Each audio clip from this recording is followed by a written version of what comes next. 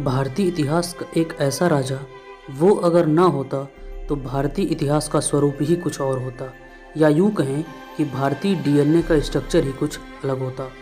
नमस्कार दोस्तों, मेरा नाम है अनुराग सिंह और हम बात कर रहे हैं गुप्त वंश के 8वें शासक स्कंदगुप्त की, जिसे स्वयं इतिहासकार आरसी मजूमदार ने सेवियर ऑफ इंडिया कहा है, अर्थात भारत का रक्षक।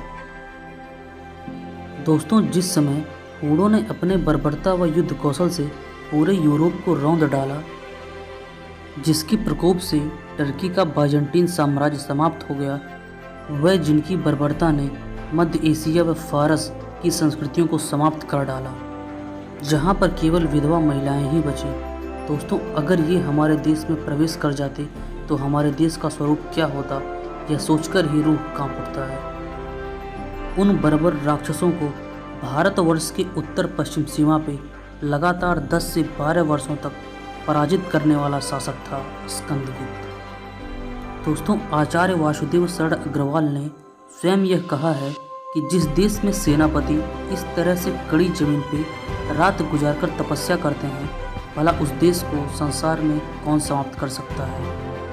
फिर तो जो हुआ, संसार ने उसे स्वयं देखा।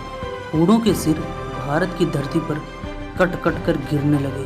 हूणों के राजा को रणभूमि में घसीटते हुए तथा उसके सीने को चरण पीठ बनाकर स्कंदगुप्त ने समस्त हूण जाति के अत्याचारों पर मानो अपना बायां पैर स्थापित कर दिया हो और विजय की डंका बजा दी हो। दोस्तों, स्कंदगुप्त की यह वीरता मात्र एक कल्पना ही नहीं है, इसका विवरण भीतरी के शिलालेख में भी मिलता है। उसमें कहा गया है कि अमित्राश्वम जित्वा क्षितिप चरणपीठे स्थापितो वामपदः। दोस्तों, इसका अर्थ यह है कि उनके राजा के सीने को चरण पीठ बनाकर स्कंदगुप्त ने उस पर अपना बायां पैर रख दिया।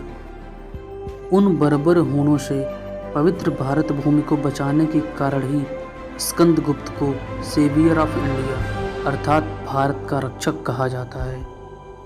दोस्तों, लेकिन आज हमारे इतिहास की पुस्तकों में केवल अकबर को ही एक महान शासक बताया जाता है, परंतु स्कंदगुप्त जैसे वीरों के लिए हमारी पुस्तकें और अध्यापक दोनों मौन हो जाते हैं।